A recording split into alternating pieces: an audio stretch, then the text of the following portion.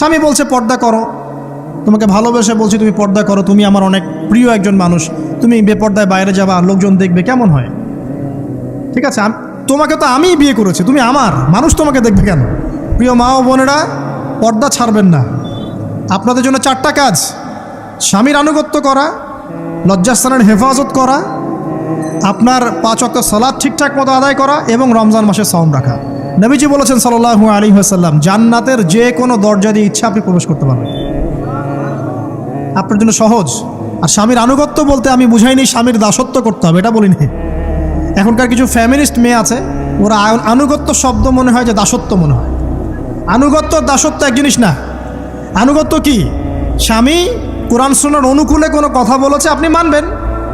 স্বামী বলছে পর্দা করো, তোমাকে ভালোবেসে বলছি তুমি পর্দা করো, তুমি আমার অনেক প্রিয় একজন মানুষ, তুমি বেপর্দায় বাইরে যাবা, লোকজন দেখবে, কেমন হয়?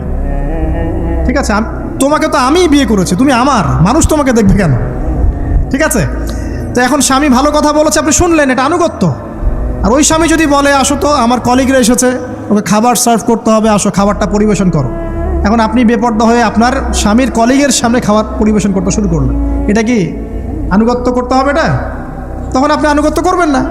সিম্পল, কোরআন সুন্নাহর অনুগত কাজে আপনি স্বামীর আনুগত্য করবেন, বিপরীতে গেলে আপনি করবেন না। স্বামীর আনুগত্য মানে স্বামীর দাসত্ব নয়। আর এই হাদিসটা আপনি কেন ভুলে যান যে আল্লাহ রাসূল সাল্লাল্লাহু আলাইহি ওয়াসাল্লাম বলেছেন, আল্লাহ ছাড়া যদি কাউকে সেজদা করা যেত, সম্মান বুঝাচ্ছেন, আল্লাহ ছাড়া যদি কাউকে সেজদা করা জায়েজ হতো, আমি মেয়েদেরকে বলতাম যেন স্বামীকে সেজদা করে। কেন? কারণ আপনাকে রেসপন্সিবিলিটি, আপনার খাবার, আপনার ফুড, আপনার শেল্টার, আপনার মানে পুরো দায় দায়িত্ব নিজের হাড় ভাঙা পরিশ্রম দিয়ে, জীবনের ঝুঁকি নিয়ে স্বামী আপনার জন্য করে। সে আপনার সম্মান পাওয়ার যোগ্য তো? সে কি আপনার সম্মান পাওয়ার যোগ্য নয়? আপনি যদি সম্মানের হক আদায় না করতে পারেন তাহলে আপনি অকৃতজ্ঞ। আর অকৃতজ্ঞ মেয়ে কখনো জান্নাতে যাবে? একটা হাদিসে আছে, বেশিরভাগ মেয়ে জাহান্নামের যাওয়ার অন্যতম কারণ হচ্ছে তারা স্বামীর সাথে কুফুরি করে। কি করে? মানে সারা জীবন স্বামী ভালোবেসে যায়, ভরণ পোষণ দিয়ে যায়, সব চাহিদা পূরণ করে যায়, একদিন দেখবেন কথা কাটাকাটি হয়েছে, ওই দিন বলে বসবে যে তোমার কাছে আমি কিচ্ছু পাই নাই সারাদিন। এই যে কুফুরি, এই কারণে তারা জাহান্নামে যেতে পারে বেশি। আল্লাহ হেফাজত করুন। আমি আরেকটা কারণ হচ্ছে যে বেপর্দা। আপনাকে 4টা মূলনীতি ফলো করতে হবে।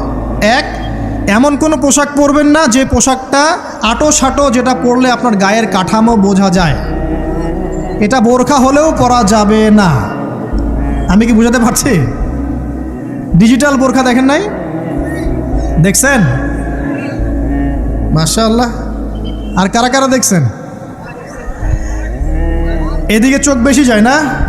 আচ্ছা, এমনি দেখা যায়, চোখ দিতে হয় না, এমনি দেখা যায়। ডিজিটাল বোরখা চলবে না, ডিজিটাল বোরখা চলবে না। আমার মত, এটা আমি মত দিচ্ছি, আমি আল্লাহর রাস্তায় সময় দিয়েছি অনেক দিন, এবং এখানে যে পর্দাটা শেখানো হয় এরকম পর্দা আমি অন্য কোথাও দেখিনি। এত চমৎকার পর্দা শেখানো হয়। কারা কারা সময় লাগিয়েছেন? 3 দিন 7 দিন সময় দিয়েছেন কারা কারা? বেশিরভাগই দেন নাই। সমস্যা নাই, দিতে হবে, আমি বাধ্যতামূলক বলিনি আপনাকে।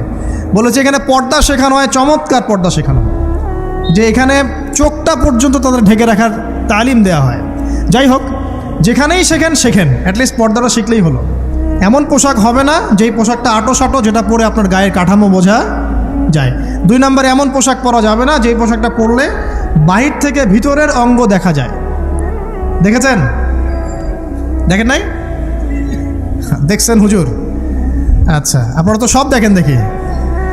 তারপরে 3 নাম্বার, এমন পোশাক পরা যাবে না যেটা অমুসলিমদের সাথে সাদৃশ্য আছে। কথা বুঝতে পারছেন? অমুসলিমদের ধর্মীয় বিষয়ের সাথে সাদৃশ্য আছে এমন পোশাক মুসলিম মেয়েদের পরা যাবে না। এর মানে এই নয় যে অন্য ধর্মকে আপনি আক্রমণ করবেন, এটাও নয়। যে যার ধর্ম তাদের স্বাধীনতা মতো পালন করবে। মুসলিমরা বাধা দিবে? দিবে না। মুসলিমরা দাওয়াত দিতে পারে। কি করতে পারে? দাওয়াত দিতে পারে যে ভাই, যে লা ইলাহা ইল্লাল্লাহর কনসেপ্ট আপনাকে বুঝাচ্ছি, আল্লাহ ছাড়া কোনো মাবুদ নাই, মুহাম্মদ সাল্লাল্লাহু আলাইহি ওয়াসাল্লাম সর্বশেষ রাসূল, এই কোরআন পড়ুন, হাদিস পড়ুন, দেখুন এটাই হচ্ছে মানবতার মুক্তির সনদ। এরপর যদি সে ইসলাম কবুল করে আলহামদুলিল্লাহ, যদি না করে এর হিসাব কে দিবে? সে নিজে দিবে। এর হিসাব কি আমাকে দেওয়া লাগবে? দেওয়া লাগবে না।